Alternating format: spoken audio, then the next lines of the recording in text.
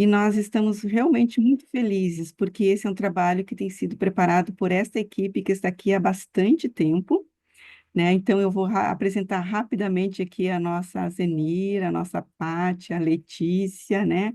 A Lu e a nossa querida Camila, que está aqui, mas ela está com o vídeo desligado porque ela está com uma otite, uma sinusite aguda e também com otite.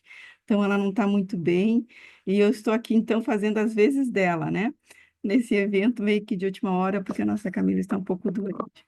Logo mais nós vamos apresentar, mas a gente já sabe que é muito conhecido de todo o nosso movimento espírita, aqui em Santa Catarina, né? A nossa Cíntia Vieira. Então, queridos, como eu disse, é com muita satisfação, a gente tem certeza que esse vai ser um evento muito marcante, muito significativo, né? Dada a necessidade que todos temos de trabalhar, né? E também com bases sólidas do conhecimento, do entendimento do que verdadeiramente vem ser o protagonismo infantil.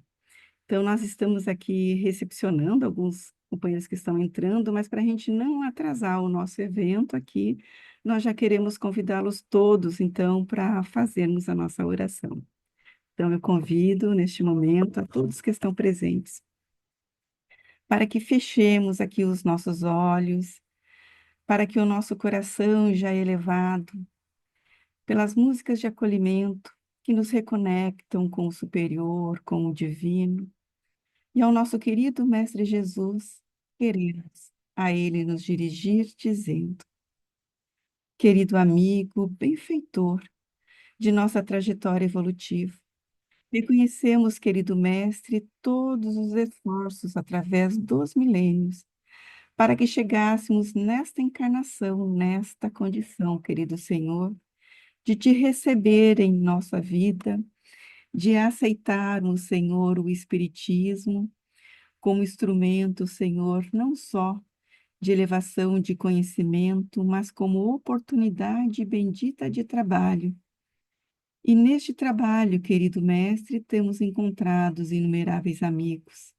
Temos também recepcionado as almas mais jovens que tu envia para nós, para que possamos lhes apontar o caminho que conduz até ti, para que possamos os introduzir, Senhor, no teu evangelho, para que eles desde muito cedo compreendam que estão sim na terra, mas que na terra poderão já encontrar o caminho que conduz até ti, o caminho da paz, um caminho de luz. Por isso, querido mestre, entendemos que as nossas responsabilidades são muito grandes, mas ao mesmo tempo que elas são grandes, também temos oportunidades enormes, Senhor, de nos qualificar, de nos capacitar e adquirirmos mais segurança nessa caminhada, neste trabalho que tu nos confiaste. E é com este propósito de adquirirmos mais segurança através do conhecimento que aqui nos reunimos e pedimos que as tuas bênçãos recaiam sobre nós, que envolvam a nossa querida Cíntia Vieira nas suas melhores vibrações e que possamos aqui, além de ter um momento de estudo, que sempre seja, Senhor, um momento de encontro, um momento de entrelaçamento de corações amigos. Que assim seja. Queridos, então, rapidamente aqui eu vou apresentar passar para a nossa querida Patrícia, que faz parte da nossa equipe de infância e também da comissão do protagonismo infantil, para que ela muito rapidamente apresente aqui o projeto, da nossa área de infância.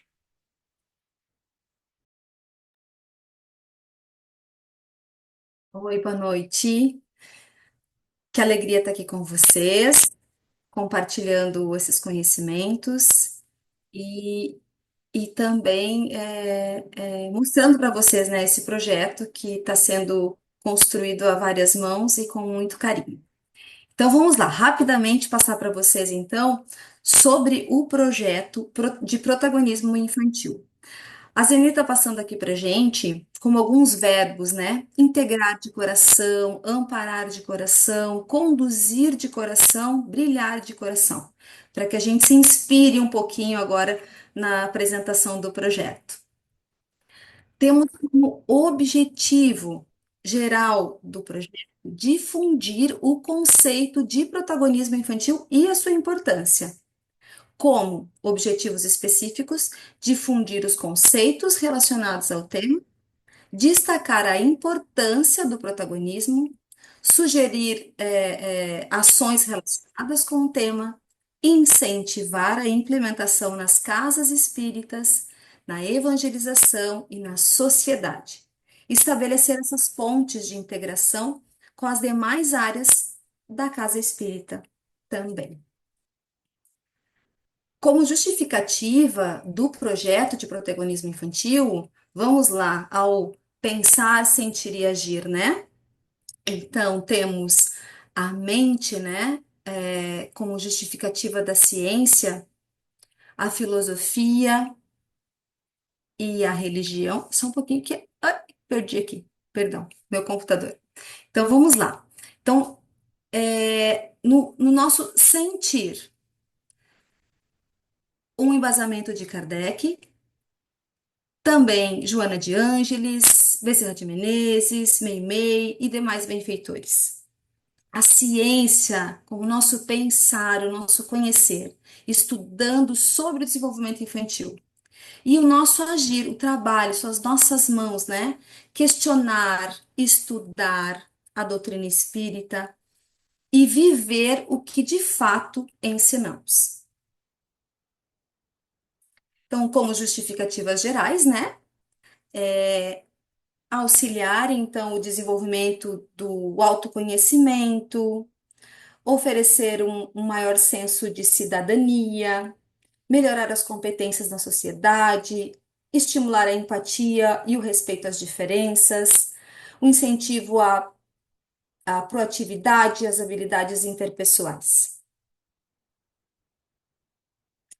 A equipe, então, a Magna falou um pouquinho, né, sobre a equipe. Então, nós temos a Zenir, que está aqui conosco, a Letícia, a Lu, eu, a Priscila e a Aline. Não esqueci de ninguém, né? Tá todo mundo aí.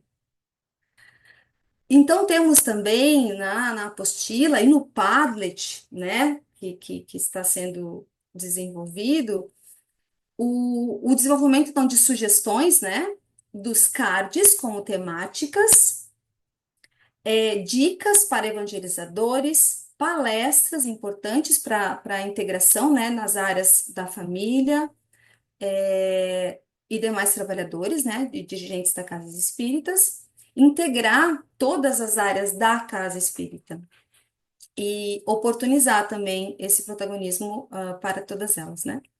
E relacionar com o olhar e a fala sensível. Então, aqui a Zeni também está colocando para nós, ó, sobre todos os cards com conceitos, benefícios, aqui alguns exemplos, né, dos cards,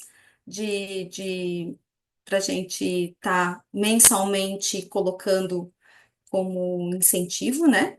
E também ali sugestões de palestras públicas, presenciais, virtuais ou híbridas e sugestões também de temáticas. Aqui, como a gente é só um mapa mental, né? Não, isso é para ser construído em conjunto, mas algumas sugestões de estarmos interagindo com as áreas da casa espírita, né? De estudo, difusão, mediunidade, assistência social, família e juventude, comunicação, por exemplo.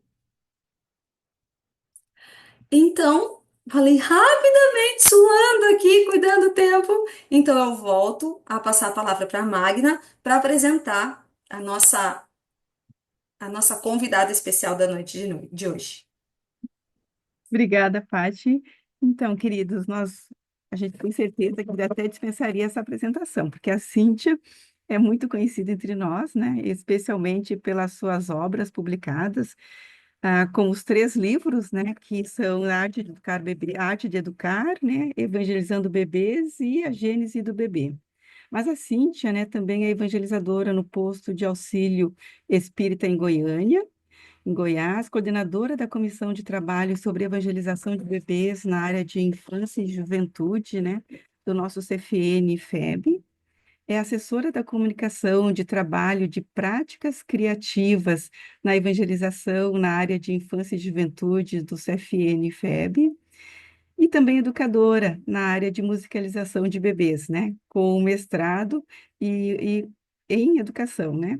Então, Cíntia, a gente sabe que você tem um currículo muito maior, que você foi aqui bastante humilde aqui nos enviando essa tua apresentação.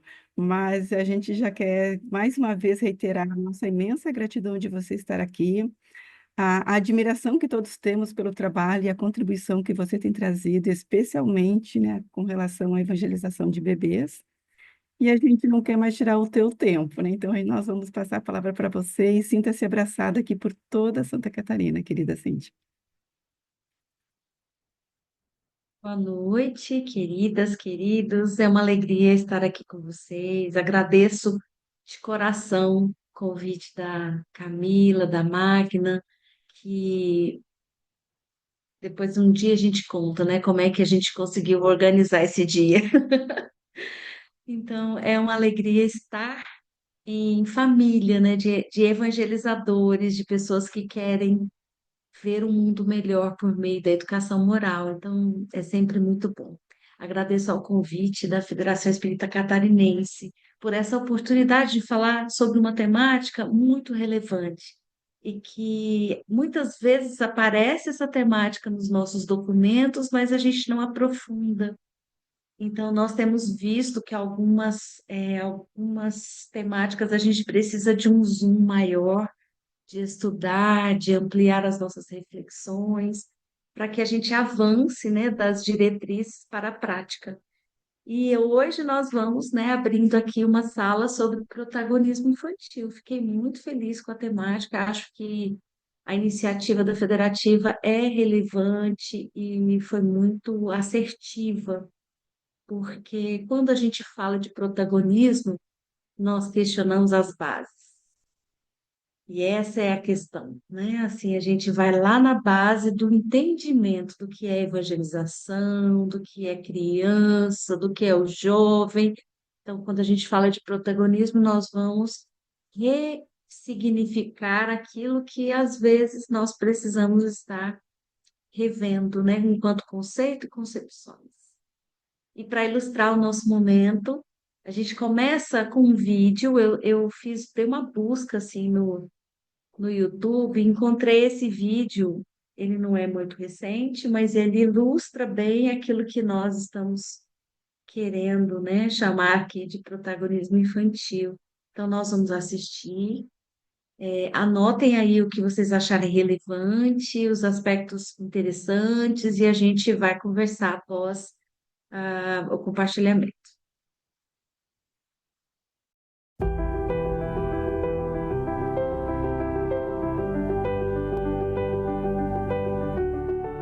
Aula de solidariedade. Murilo tem apenas 5 anos, esperto, estudioso, carismático. Depois de ouvir uma história da professora Cris sobre a importância em dividir os alimentos com quem não tem uma ideia. A partir de uma historinha que eu trouxe para eles, de um personagem que não queria dividir, mas que com o tempo ele passou a refletir sobre essa atitude e decidiu ajudar o amiguinho dividindo o que ele tinha. Então, com a proposta de atividade para casa, onde a família iria dialogar com a criança sobre o contexto da escola, as crianças iriam trazer informações sobre esse ato, como poderia ajudar o próximo. Então, nosso amiguinho Murilo, como a gente já traz esse link do socioemocional, e ele sendo protagonista, né? Ele trouxe essa excelente ideia para com a turma de ajudar o próximo com doações de alimentos. O primeiro passo foi construir um local para colocar os alimentos. A caixa de papelão deu super certo. O Murilo colou desenhos, mensagens e, junto com a mãe, levou a caixa para a escola. Já no mesmo dia, quando ele trouxe a caixa, aí quando eu vim buscar ele na escola, ele veio me contar, muito assim, contente, que tinha passado em todas as salas da escola falando sobre essa ideia que ele tinha tido. E aí ele fala: mamãe, eu passei até nas séries, porque ele é do estágio 5, né? Então ele achou para aquilo ali, para ele, foi o máximo passar até nas séries dos alunos mais velhos. Então a partir daí eu fui vendo que estava tomando proporções maiores. A boa ideia do Murilo não ficou só na sala de aula dele. Toda a escola abraçou a campanha. Funcionários, professores, pais de outros alunos no combate à fome. E o menino tão pequeno que entra na sala de aula para aprender, foi ele que acabou ensinando. Os valores como solidariedade, respeito, empatia, eles já são abordados desde muito cedo e principalmente vivenciados. Então, quando a gente vê uma ação dessa, a gente fica muito feliz, porque percebe que, de fato, essas crianças estão fazendo a diferença no mundo. Murilo visitou outras turmas e mobilizou todo mundo para arrecadar o maior número de alimentos possível. A campanha cresceu e se uniu à Voz Solidária, uma ação do Sistema Ponta Negra de Comunicação, junto com a ADRA, Agência Humanitária Mundial, que arrecada alimentos para famílias carentes. A aula da tia Cris, a ideia do Murilo, o apoio da mãe e a união de todos vai poder atender muitas pessoas que estão passando fome. A lição dividir, o Murilo aprendeu direitinho, do jeitinho dele, com a inocência de quem é pequeno, mas o coração já dá para ver. Exemplo para uma geração que precisa enxergar o próximo. Eu tive uma ideia de fazer uma caixa para doar os alimentos. Para quem? Para as pessoas de rua. Você acha importante fazer isso, Murilo? Sim, Por quê? para as pessoas de rua não ficarem com fome. E aí, como é que a gente pode ajudar? Doando.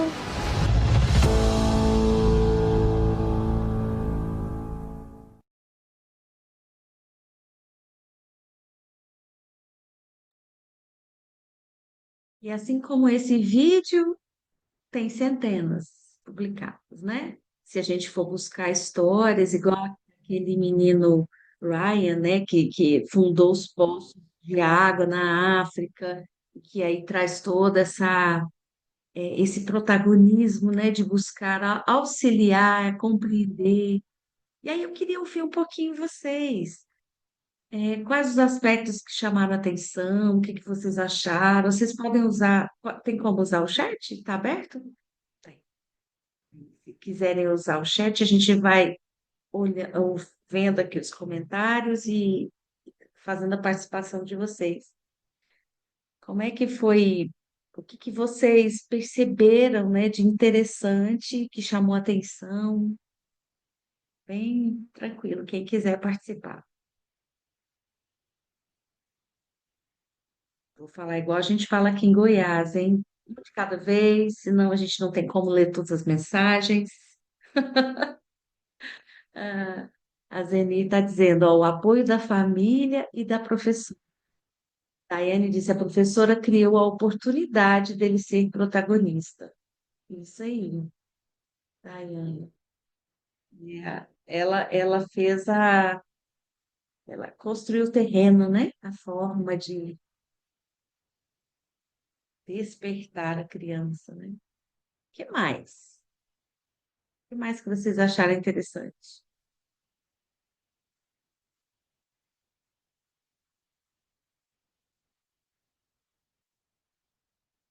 Mais alguma observação, alguma consideração? A criança foi ouvida, a Daniela está dizendo, ó. A Vera disse, a professora criou a oportunidade dele ser protagonista. O respeito da criança diante dos adultos, com exemplos. A Letícia traz, essa criança jamais esquecerá essa valorização de uma ideia simples, mas que foi acolhida por tantos. A Rúbia está dizendo, encorajamento do menino em ir para outras turmas, ele é seguro. Sim, sim, é isso mesmo. Ele foi encorajado, né? Despertado para isso, se sentiu seguro. E o que vocês estão dizendo é o que esse vídeo, numa primeira visão, nos mostra, né? Então, o que que, na verdade, a professora fez? Né? Ela foi mediadora. Ela criou uma ambiência para esse despertamento dessa sementinha que estava lá, né? E a família? O que que a família fez? Qual foi o papel dessa família nesse momento? A família deu apoio. Ela fez, desculpe, ela deu um incentivo, uma ambiência de confiança. Então, quando a criança chegou em casa e comentou, falou com a mãe, houve ali uma abertura para que a sua ideia fosse desenvolvida, né? Então, a família trabalhou aqui no apoio, né? Dando esse apoio necessário.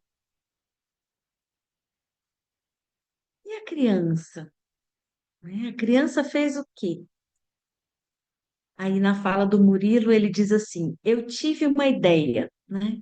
Na fala da criança, aquela brilhai a vossa luz, né? No momento que ele diz, eu tive uma ideia, que foi o que ele disse, né? A gente pode lembrar da fala do mestre, que naquele momento brilhou uma luzinha, né? Por que que brilhou uma luz? Porque ali já existe uma centelha divina, né? E naquele momento precisou do solo enriquecido, da oportunidade, da ideia que foi despertada a partir da história, precisou de um espaço para protagonizar, mas antes disso, essa criança foi ouvida, ela foi vista em suas ideias, né? E entendimentos. O que será que impulsionou o Murilo com essa ação? O que será que fez com que ele tivesse essa ideia? Então, profundamente comovido, né? Ele foi comovido, ele foi mexendo, a ideia mexeu com as fibras íntimas, ele foi tocado nas suas fibras espirituais mais íntimas, despertando-lhe a semente divina do amor ao próximo. E nesse despertamento, é o que Paulo, né, recomendava, não se olvidasse a necessidade de acordar o dom de Deus no altar do coração. Porque a lei, né, divina, ela está escrita no na nossa consciência, no nosso coração. Nós fomos criados e concebidos, né, pela divindade com todas as potências e direcionamento para o bem. Só que essas sementinhas, elas ficam adormecidas. E a gente muitas vezes precisa desse contexto evangelizador, desse solo nutritivo, para que essas sementes acordem. A Sônia está dizendo aqui os conceitos de amor, respeito, tolerância, que é a escola que já ensina desde cedo para as crianças sobre o nosso comportamento diário como cristãos. Sim, como cristão. Então, na verdade, são elementos da educação moral que são ali compartilhados e vivenciados com essa criança desde cedo. Então, para ele fez sentido aquela história e ele conseguiu, na verdade, tudo que vocês falaram é isso mesmo, é a reflexão sobre o vídeo, mas tem um ponto importante, que ele é fundamental quando se fala em protagonismo. Ele conseguiu fazer uma ponte da história com a vida real. E muitas vezes esse é o nosso maior desafio no centro espírita, na área da evangelização. É fazer com que os conhecimentos doutrinários que a gente trabalha nos programas tenham sentido na vida da criança, façam pontes com a sua vida cotidiana, com a sua rotina. Em que momento eu vou usar esse conhecimento aqui? Em que momento da minha vida isso vai me auxiliar a servir melhor, a caminhar com mais segurança e êxito? Então, ele conseguiu fazer essa ponte, porque a história não fala disso. É uma história que fala da criança que não, pelo que a professora conta, que não gostava de emprestar, de dividir as coisas. Então, ele transcende, transforma aquilo que foi proposto e faz um link com a vida real. E isso que é interessante. Quando a gente fala de protagonismo, a gente precisa abrir campo. Abrir o campo para a criança ser quem ela é e não seguir um roteiro que a gente elabora e abre campo para que ela faça as suas conexões, que ela tenha tempo, espaço para fazer essas conexões com o mundo, porque isso é protagonismo, é você conseguir agir dentro desse mundo com os conhecimentos que você está adquirindo, né? A Rosane está dizendo que oportunidades que podemos criar a partir das situações cotidianas de necessidades afetivas, educacionais, morais. Incentivar e acolher nossas crianças através da sensibilização amorosa para o hoje. Conhecer, sentir, viver, este é o melhor caminho. Sim, Rosane. Trazer essa criança, né, para o contato mais próximo, né, com esse conteúdo tão verdadeiro, né, da nossa doutrina e que traz sentido para eles. Então, dentro dessa perspectiva, né, do contexto de protagonismo infantil, o que que é essa criança? Porque se nós tivermos clareza na concepção de quem é a criança, o método, a forma, a prática, ela vai estar em consonância com os nossos objetivos. Mas, se a gente ainda não tiver clareza desses conceitos básicos, pode ser que a gente se equivoque no percurso do protagonismo. Quer ver? Quando a gente fala de criança, a gente está falando de quem? De um espírito imortal, de um espírito que traz outras experiências de outros mundos que viveu, de outras experiências corpóreas, que é um sujeito ali ativo em sua jornada, que é capaz de interagir, né? Que está ali num trânsito, porque nós estamos em trânsito aqui na Terra, a gente não tem a nossa verdadeira casa aqui. Então, esse espírito também traz ali um patrimônio conquistado ao longo das suas reencarnações. Ele é um ser que reencarna com muitas qualidades, com muitas potências, mas também com algumas limitações, com desafios, necessitando de processos educativos.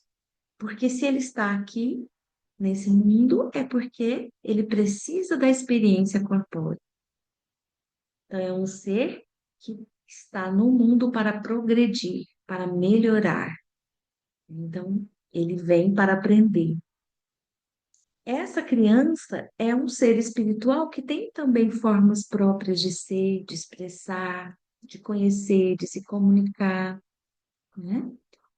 E ela também é participante ativa na ação educativa. Quando a gente fala de protagonismo, nós precisamos enxergar a criança com a sua capacidade ativa, ou seja, ela pode e deve participar do processo educativo, do processo evangelizador. Se nós entendemos a criança, por exemplo, como uma semente, quando a gente fala, né, da semente, é uma analogia tão interessante, porque a semente é aquela minúscula parte onde contém toda a potência de uma árvore. É um elemento que traz ali todas as condições para se transformar num grande abacateiro, numa grande laranjeira ou numa árvore florida. A semente é minúscula, mas ela tem potência. O que que ela precisa para que ela possa desabrochar? Ela só precisa de um solo. Ela só precisa de uma ambiência, de um terreno que dê as condições favoráveis para esse desabrochar, despertar. Então, se o solo ele tem ali as propriedades necessárias para que essa semente germine, então nós vamos ali alcançar os nossos objetivos com aquela semeadura. O solo ele precisa ter, se é uma semente de abacate, por exemplo, né, do abacate, então ele tem que ter ali um tipo de terra, um tipo de água, o tanto de água, o tanto de sol, o adubo. Mas se for uma semente de ervilha, será que é a mesma quantidade de terra, mesmo tanto de água, de sol? E se for uma semente de jatobá? Então, cada semente, ela necessita de um campo apropriado, de uma ação específica. E da mesma forma é a criança. A criança é uma semente que vem ao nosso convívio cheia de potências. Potências de amor, potências de perdão, potências de alegria, de trabalho.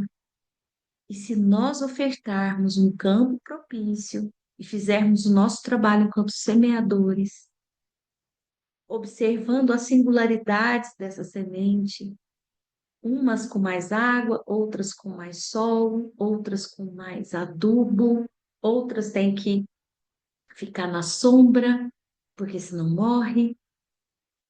Se nós observarmos as singularidades, nós vamos escolher os campos propícios adequados para cada semente. E aí, dentro dessa semente, que é a consciência do espírito, existe ali o embrião do conhecimento moral. Então, no Evangelho, Allan Kardec, no capítulo 5, no item 11, Deus nos deu para nos melhorarmos justamente o que nos é necessário e nos basta, a voz da consciência e as tendências instintivas, mas ele nos tira o que poderia prejudicar-nos. Então, a voz da consciência é aquela potência que nós temos no nosso interior, aquilo que nós desenvolvemos, né? Que fica dormente até que nós encontremos uma história de uma professora que acorda a nossa semente, que acorda a nossa vontade de fazer o bem, de ajudar as pessoas, de criar uma caixa para receber doações e depois isso se transformar numa ação coletiva para a comunidade, né? Então, a dormência da semente ela é necessária, né? Por isso a gente reencarna, a gente não tem muita consciência do nosso estado espiritual, até que a reencarnação se completa. E aí nós vamos adquirindo essa consciência para que descubramos as nossas potências, para que a gente possa seguir o caminho que planejamos no mundo espiritual. E da mesma forma é a criança, né? Mas tendo sido semeado, cresce. Então, o solo, ele frutifica sempre quando ajudado pelo cultivador, diz Emmanuel.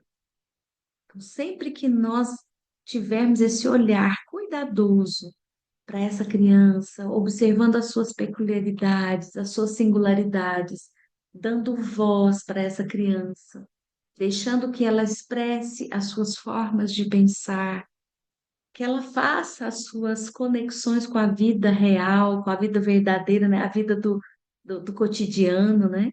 Abrindo espaço para que ela seja criança mesmo. Assim nós vamos estar acolhendo, né, essa criança na perspectiva do protagonismo infantil. Faz sentido para vocês?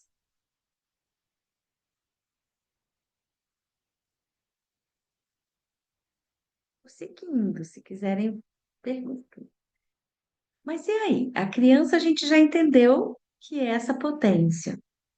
Mas o evangelizador, a família, o adulto, quem é essa figura nesse meio protagonismo infantil, nessa perspectiva do protagonismo? O evangelizador, a família, o adulto é o mediador, né? É aquele que prepara o campo para que a criança exerça seu protagonismo. Então, será que é protagonismo quando a gente organiza ações para a criança desenvolver? Será que isso é protagonismo? Ou será que protagonismo venham, crianças, vamos conversar aqui sobre o que a gente pode fazer sobre determinadas coisas, abrindo espaços para que elas também possam, que elas possam sugerir, dar ideias. É lógico que nós seguimos um programa doutrinário, nós seguimos uma diretriz espiritual, então tudo tem que estar de acordo, sintonizado com essa perspectiva espiritual, né? Mas na medida em que a gente vai desenvolvendo os programas doutrinários com as crianças, elas também vão construindo um saber mais aprofundado e elas têm condições de também ter ideias que ultrapassem, né, os roteiros pré-estabelecidos. Quando a gente fala, então, de o adulto ser mediador, nós estamos falando desse adulto, desse evangelizador, que vai mediar a doutrina e o evangelizando. Ele vai organizar espaços de aprendizagem, de interações. Ele vai potencializar os diálogos, as vivências, favorecendo esse processo de entendimento da transformação moral, né? Então, ele é muito mais do que um transmissor de conhecimento, do que um doutrinador infantil. É muito mais. O evangelizador atua como mediador. Ele abre o espaço com as propostas e de atividades para que as crianças se coloquem, para que elas tenham a abertura e voz. Por isso que o evangelizador também é partícipe desse processo de aprendizagem, né?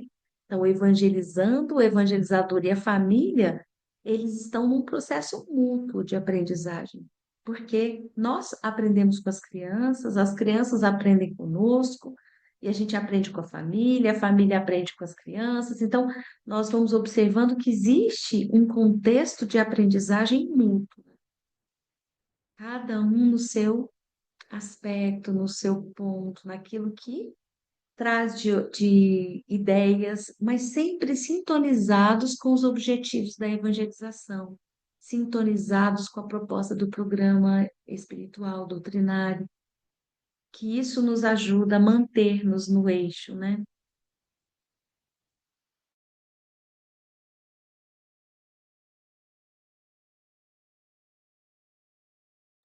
E aconteceu alguma coisinha com a Cíntia, né? Ela caiu, mas a gente ficamos aqui aguardando, enquanto isso ficamos aqui refletindo, né? Sobre o que a Cíntia já está aqui nos trazendo, né? Que questões muito importantes, assim, que nos fazem estar pensando nessa questão, né, do mediador, né? O evangelizador como mediador, a questão de respeito às singularidades, desse ouvir atento, né? As nossas crianças, para que realmente elas sejam protagonistas. E já vamos pensando aqui, gente, as dúvidas de vocês, depois quando a Cíntia, vocês viram que a Cíntia já abriu espaço para a participação de vocês no chat, né? Então, vocês podem, enquanto ela está falando, vocês podem estar colocando, assim, não só perguntas, mas estar colocando impressões, contribuições de vocês. E também perguntas, depois nós teremos um momento de perguntas. Então, se há alguma dúvida também, vocês podem estar já escrevendo agora ou deixando para o final da participação da Cíntia, vocês estarem aqui fazendo essas perguntas, tá? Eu não sei se alguém conseguiu contatar a Cíntia ali? Sim, ela me mandou mensagem, vai tentar entrar novamente. Aham, tá.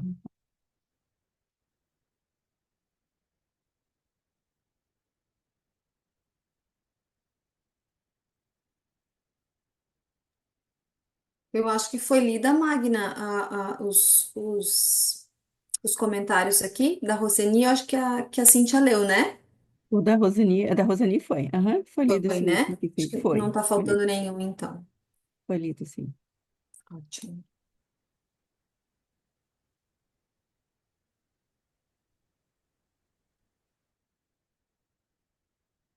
Vê, quem sabe a gente coloca uma música enquanto ela não entra, né?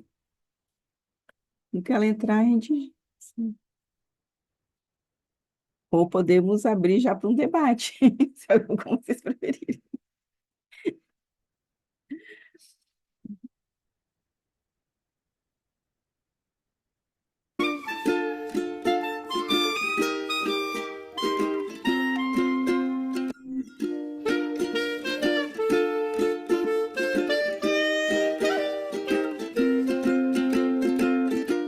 Um mundo pequeno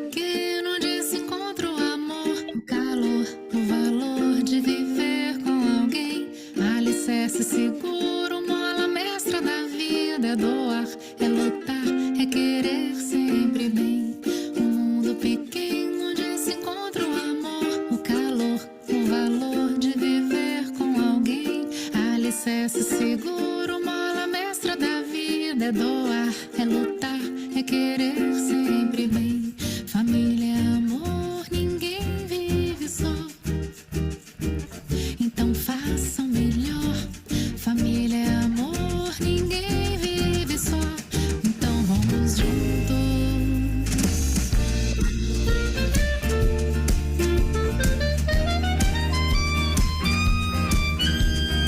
A Cíntia está entrando.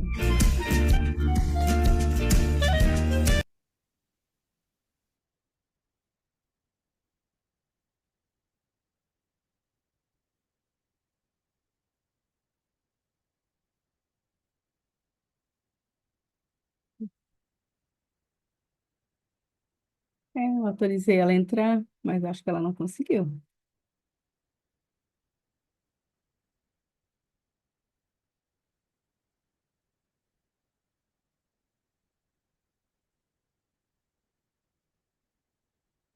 Ficou com algum probleminha lá, que ela não conseguiu entrar. Eu acho que ela tá sim, Magna. Ela tá sim. Aqui? Eu vi ela entrar, pois é. Cíntia, você está por aqui? Agora sim. Ah, ok. Beleza.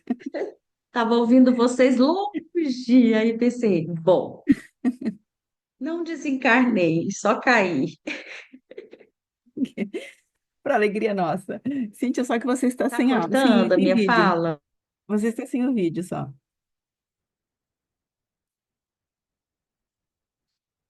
Caiu de novo.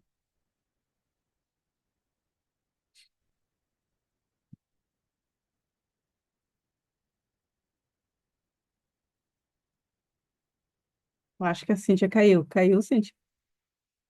Se ela caiu, ela não vai responder, né? Mas eu Eu, espero. eu acho que ela caiu. Eu acho que sim, ela caiu. Não tá aqui na listagem das pessoas presentes. É.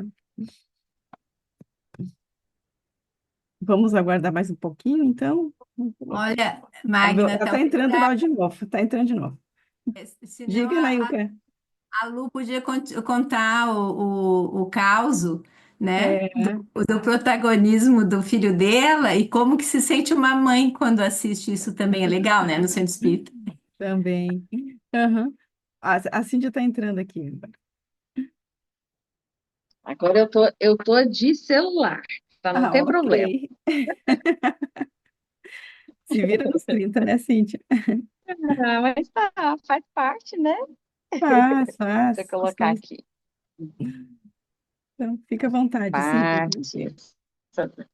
Ah, acho até que a gente está super tranquilo nessa questão de conexão, né? A gente já aprendeu tanto depois da pandemia, né?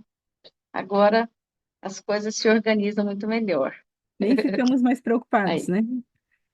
Não, você cai, já volta, mas antes, nossa, a comissão regional era um Então, horror. vem isso.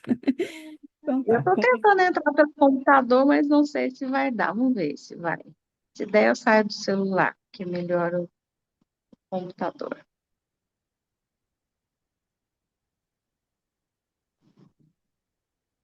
Tá ok, fica com você, Cíntia. Ah, vamos lá. Aí eu acho que eu entrei pelo outro. Né?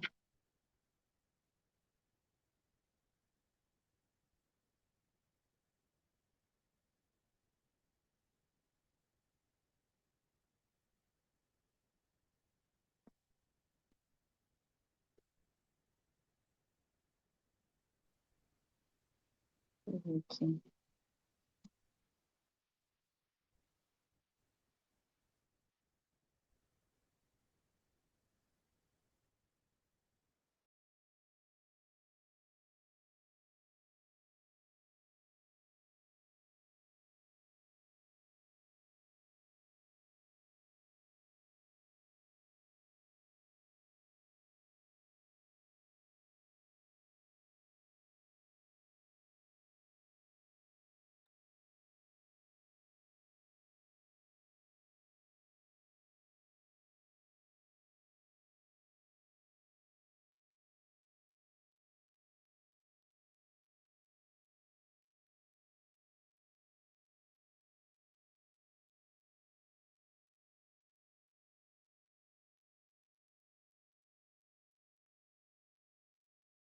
A Cíntia entrou mais uma vez e acho que ela caiu mais uma vez aqui. Agora acabou de entrar e novamente caiu de novo. Pronto, agora eu tô Tá aqui? Ah, que ótimo. Então tá, com você.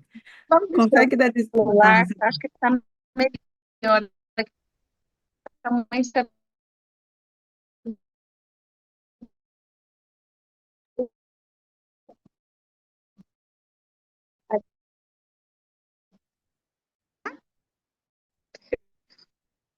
Então, a gente estava falando.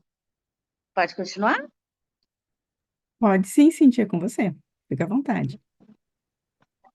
Ah, tá bom. Bom, então, a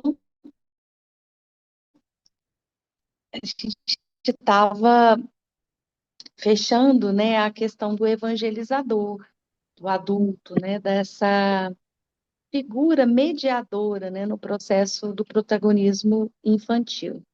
E aí a gente chega na pergunta, né, que muitas vezes precisa de uma resposta, né? O que realmente então é o protagonismo infantil? O que que ele aborda? Quais são os cuidados, quais são os critérios para que esse protagonismo infantil ele aconteça de forma efetiva, né? Então, primeiro ponto, né, para que a gente entenda esse protagonismo é compreender, né, que o protagonismo passa por escutar o que as crianças e os jovens têm a dizer. Então, a primeira questão é essa, né? A gente tem escutado as nossas crianças, a gente tem escutado os nossos jovens, né? O que que eles têm a dizer?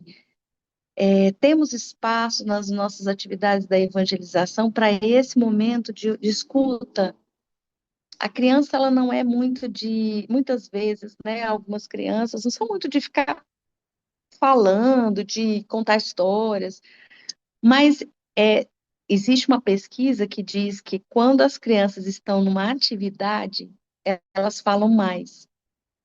Então, de repente, o momento de ouvi-las é no momento das atividades, no momento de uma interação que, às vezes, ela está ali fazendo um desenho, às vezes ela está fazendo um jogo, que ela se sente, né, talvez mais tranquila para compartilhar os seus pensamentos, a sua forma de interação com o mundo, né? E ainda, além desse, desculpe, além dessa escuta sensível, ativa, né, com a criança, com o jovem, é interessante a gente pensar em protagonismo infantil, quais as relações que essa criança estabelece dos conteúdos que ela aprende na aula de evangelização com a sua vida, com a sua rotina. Será que ela consegue fazer essa ponte, né? Se ela consegue fazer essa conexão, compreendendo que, na verdade, a doutrina espírita é uma forma de nos ajudar a passar pelos desafios da Terra, da nossa jornada reencarnatória, de maneira mais efetiva. E aí é importante que a gente saiba fazer as pontes, né? Aonde que é que está dizendo no meu dia a dia que eu preciso ter tolerância, que eu preciso perdoar, porque às vezes a gente tem essa desconexão, né? A gente acha que a doutrina espírita talvez seja melhor utilizada mais no centro, né? A gente sai do centro, a gente esquece que é lá na família que a gente tem que trabalhar o perdão, que tem que trabalhar a tolerância e a paciência, e por aí vai. Então, o protagonismo infantil, ele significa a gente ouvir essas crianças, saber as relações que elas fazem com os conteúdos doutrinários, que perguntam, desculpa, gente, eu tô numa gripezinha aqui, uma tossezinha, que perguntas elas fazem sobre si mesmas, sobre o mundo, como é que elas enxergam, né, todo esse entorno. Assim como essa criança que fez essa caixa de doação, ela percebeu essa ponte da história com a vida, né? E viu, com certeza ela deve ter visto pessoas passando fome na rua, né? Porque a fala dele traz isso, né? Ah, eu queria ajudar, tive uma ideia para que as pessoas não ficassem com fome, as pessoas da rua. Então, de alguma maneira, ele deve ter visto isso em algum momento, né? E depois que eu entendo, né, o que significa esse protagonismo, que na verdade é um preparo, é um caminho, né? É uma É uma visão, protagonismo infantil é uma visão de mundo, onde a criança ela é o centro do meu entendimento, né? Nós estamos muito mais centradas no aprender do que no ensinar. Então, o que que a criança está aprendendo? O que que ela está percebendo? Como ela está interagindo consigo e com o mundo? Quais as pontes ela faz com os conhecimentos e a sua vida? E aí, sim, abrir caminhos de ação conjunta com essa criança no centro espírita, na sociedade, ou ações conjuntas de gerações diferentes, mas que têm objetivos comuns, né? As gerações, elas são diferentes. Então, o adulto, ele vai ali, com certeza, estar na organização, na mediação, né, no entendimento desse tempo, na forma, né, de trazer a experiência, mas de forma flexível, de forma aberta, para que a criança tenha a permeabilidade de sugerir, de dar ideias, de construir junto, né?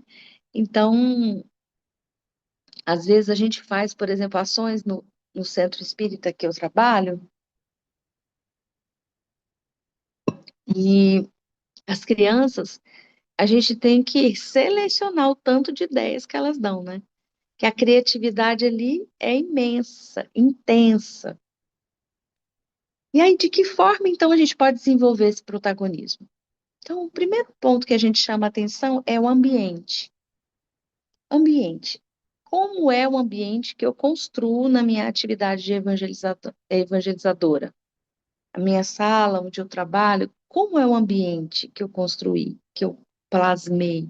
É um ambiente tranquilo, de diálogo, de confiança, onde as pessoas têm tranquilidade, as crianças têm tranquilidade de participar, ou elas têm medo, ou elas têm receio, não querem entrar na sala. Então, a primeira questão para uma abertura maior com essa criança é construir um ambiente tranquilo, seguro, confiável. Porque quando ela está tranquila na sua forma, né, de entender, ela vai colocar as ideias, ela vai ficar bem adaptada, ela vai ter tranquilidade, né, de usar o espaço para escuta, usar o espaço porque sabe que ela vai ser vista, que ela vai ser ouvida, que ela vai ser percebida, né?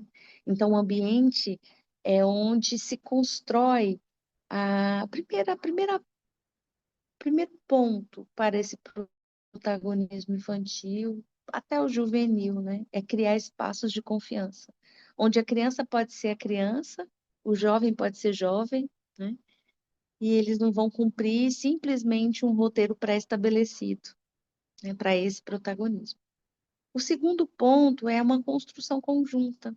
Quando a gente fala de protagonismo, nós estamos falando de ações conjuntas, onde existe uma divisão de tarefas, existe um trabalho que vai ser compartilhado. Eu gosto muito quando a gente trabalha com os projetos, né, evangelizadores, porque eles nos dão abertura, né, para essas possibilidades. Então, hoje, por exemplo, lá no Lar Espírita Francisca de Lima, que é a instituição que eu participo também, lá o trabalho que é feito é a partir dos projetos com as crianças desde a educação infantil, né?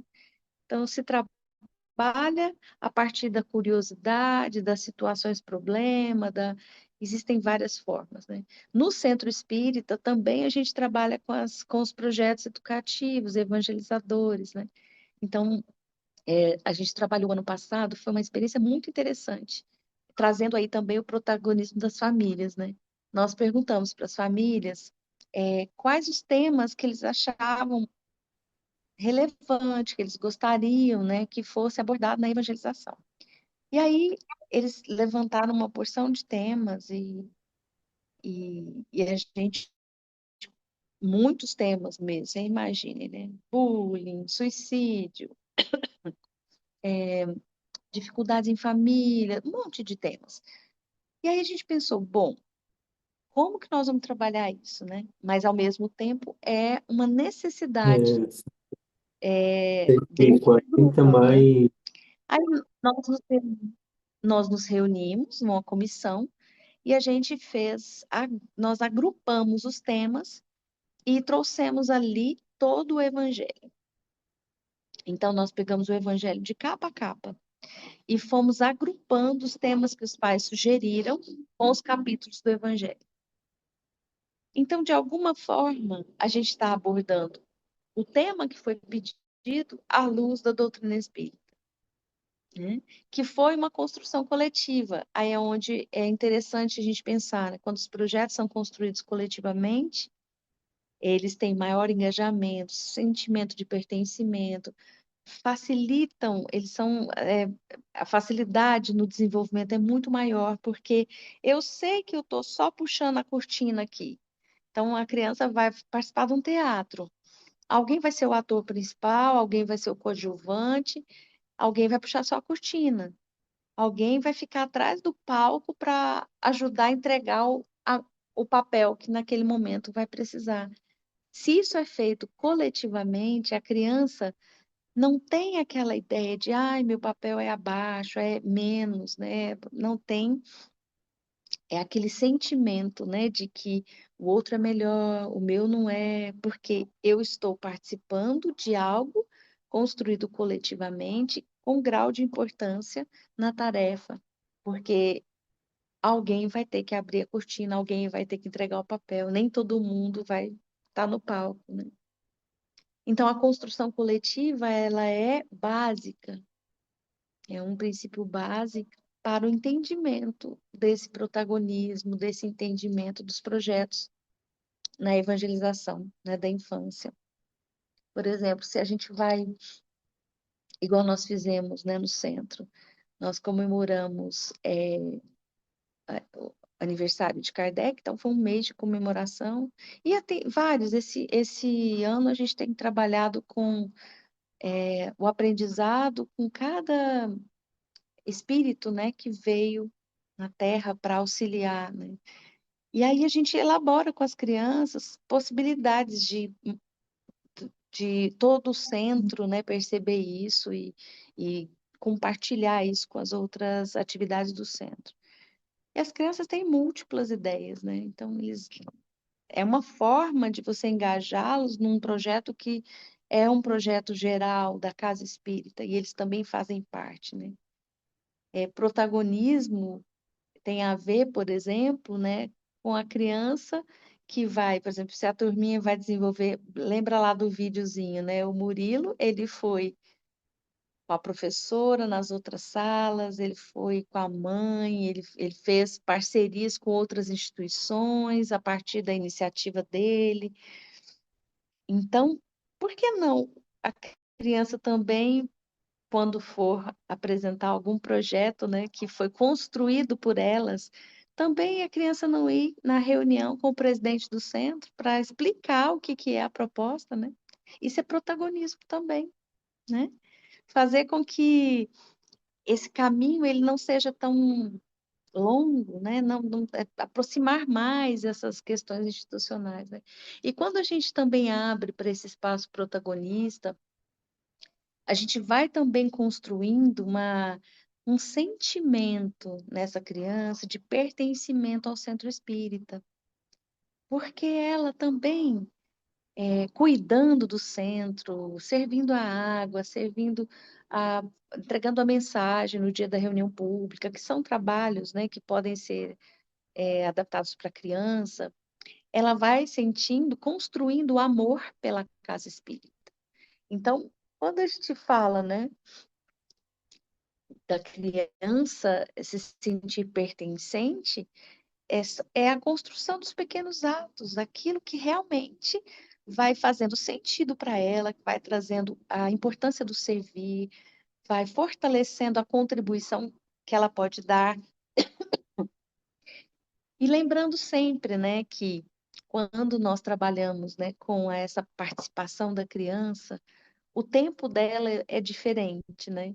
A gente teria que ter um pouquinho mais de tempo, né? Porque a criança, ela precisa compreender, aí a gente vai ter calma e tranquilidade para deixar que as reflexões elas aconteçam, que ela faça as conexões com o conhecimento, né?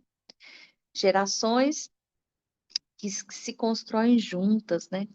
Isso é com a criança, com o jovem. E a gente não deixa também de falar da unificação, né? Quando a gente fala de protagonismo infantil, juvenil, nós estamos falando de base de unificação, né? Nós estamos falando de formação dos novos centros espíritas, de continuidade dos centros espíritas que já estão, né? E aí, Emmanuel, deixa eu ver, ele diz assim: cada menino e moço no mundo é um plano da sabedoria divina para serviço à humanidade. Olha só, nós temos nas nossas mãos crianças e jovens que são planos da sabedoria divina para a melhoria, para serviço da humanidade.